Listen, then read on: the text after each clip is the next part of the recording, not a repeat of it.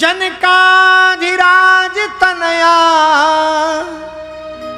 कहा आप मिथिलेश सुंदरी जनकाधिराज तनया जानकी जी को। और जो ही जानकी जी नाम आया, जनक का नाम आया, राम जी को जानकी जी की याद आ गई और रोने लगी। हाँ हाँ प्रिय जानकी हे खग मृगे मधुकर नाना, खग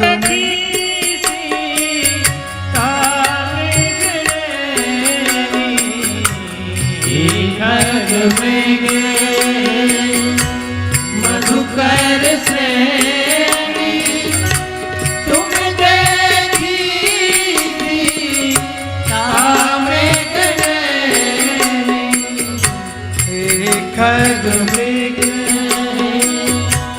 मधुकर श्रेणी तुम देखी थी ताम्रे गनैनी। और फिर करुणाद्र होकर के रोते हुए राम जी आगे बढ़े। और जब करुणाद्र होकर के रोते हुए आगे बढ़े, सांझ ढल गई,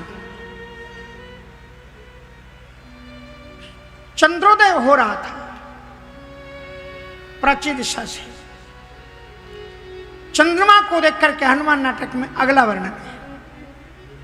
सौमित्रेण अनुसेव्यताम तरुतलम, लक्ष्मण जल्दी करो, किसी विशाल वटवृक्ष की छाया में हम लोग बैठेंगे।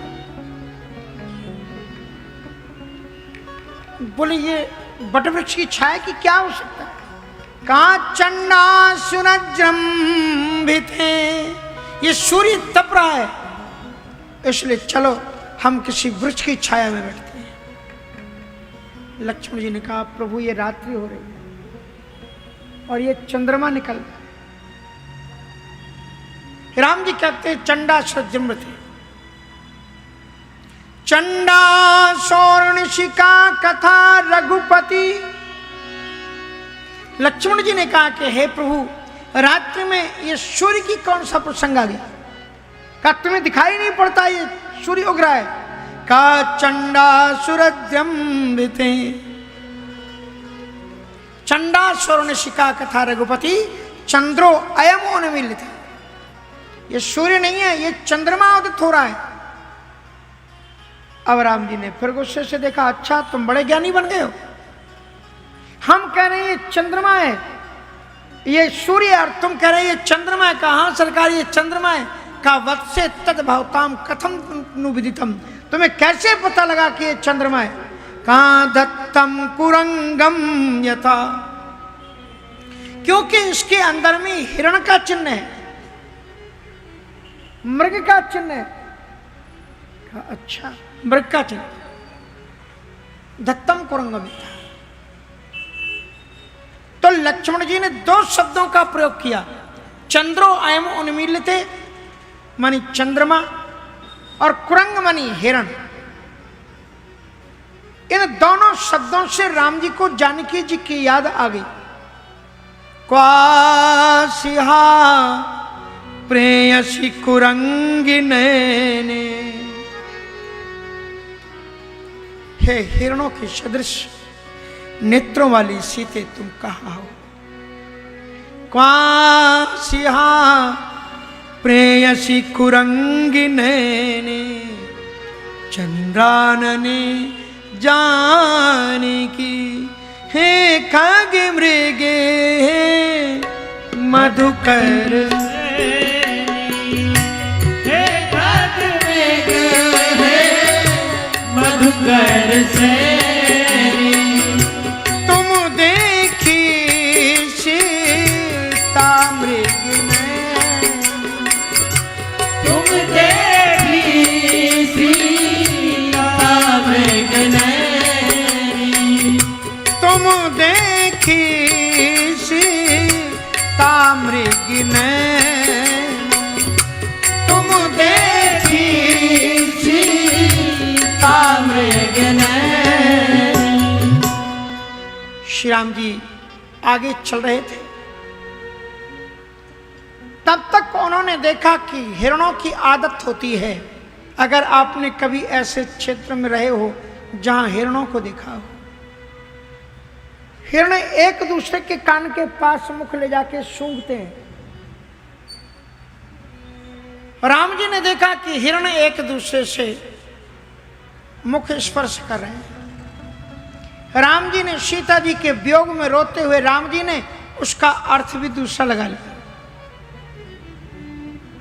कहा लक्ष्मण, कहा क्या बात भाई साहब, क्या ये हिरण मेरी निंदा कर रहे हैं, मेरा मजाक उड़ा रहे हैं? आपका मजाक? हिरण कैसे? कहा मैं देखे मृगी निकर पराही, हमारे हाथ में धनुष्मान को देख करके जब हिरण भागते हैं तो हरणियां उन्हें पुकार करके कहती हैं कि मृगी कहाँ है, तुम कहूं भय नाही। अरे तुम क्यों भाग रहे हो, तुम्हें भागने की जरूरत नहीं। बोले तब ये आ गए धनुष। बोली ये ऐसा वैसा शिकार थोड़ी करते, ये कंचन मृग खोजना है, ये तो सोने के हिरणों का शिकार करते हैं, अपन सोने के थोड़ी है, ये तो सोने के हिरणों को मारते, ये हमारा मजाक उड़ा रहे हैं। इसलिए लक्ष्मण ऐस में आदेश इन सबका वध कर डालो, तुम सबको मार दो। राम जी एक वृक्ष के नीचे बैठे हुए थे, तब तक एक हरणी उनके पास आ गई। दुनिया के लोग हरणियों के नेत्रों को देख करके मंत्रमुग्ध हो जाते हैं कि कितने सुंदर इनके नेत्र हैं, लेकिन वो हरणी राम जी के नेत्रों को देख करके मंत्रमुग्ध हो गई। हरणी अपलक राम जी के मुखारविंद को नैनार बिंदों को देख रही है और राम जी नैनाश्रु भर करके हरणी को देख रहे हैं। उसी बीच में लक्ष्मण जी ने अपने धनुष पर बाण रखा और उसी हिरणी की तरफ तान दिया, जो राम जी के पास में खड़ी हुई राम जी को देख तान दिया। लक्ष्मण राम जी का लक्ष्मण लक्ष्मण क्या कर रहे हो तुम?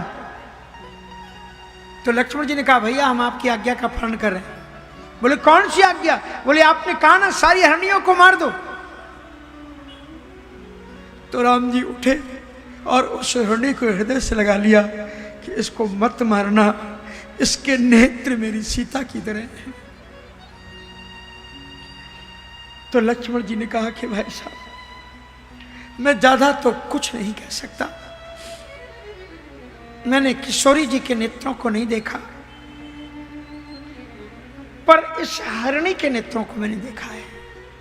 जैसे इसके नेत्र हैं सारी हिरणियों के इसी की तरह नेत्र हैं। बोले सारी हिरणियों के ऐसे ही नेत्र हैं? बोले हाँ। तो बोले फिर लक्ष्मण किसी को मत मार, चलो अपन सीता की खोज करते हैं। विरह विकल नर इव रघुराई। आगे चल करके राम जी रोते हुए कहते हैं कि हे सीते, अगर तुम छुप करके मुझसे मजाक कर रही हो, मेरे प्रेम को देख रही हो कि मैं कितना प्रेम करता हूं, तो तुम अब ज्यादा विलंब मत करो, प्रकट हो जाओ, क्योंकि मैं अपने आप को रोक नहीं पाऊंगा। हम में और तुम में बहुत फर्क है सीते। तुम एक ऐसे बाप की बेटी हो जो विदेह है, उसे शरीर पर कोई फर्क नहीं पड़ता, लेकिन मैं उस बाप का बेटा हूं, यदि उसके पुत्र का बिछोए हो जाता है तो वो अपने प्राणों का त्याग कर देता है। वो 14 वर्ष की प्रतीक्षा नहीं कर सकता, इसलिए मैं प्रतीक्षा नहीं कर पाऊंगा। अगर तुम कुछ मजाक कर रही हो तो प्रकट हो जाओ। विरह विकल नर एव रघुराई, खोजत विपिन फिरत दो पाई। विरही एव प्रभु करत विषादा। अब राम जी ने जिन जिन लोगों से पूछा, लोग कहते हैं राम जी वृक्षों से पूछ रहे हैं, लताओं से, वृक्षों से। राम जी ने जिन जिन लोगों से पूछा है उन सभी ने राम जी को बताया है सीता जी के बारे में।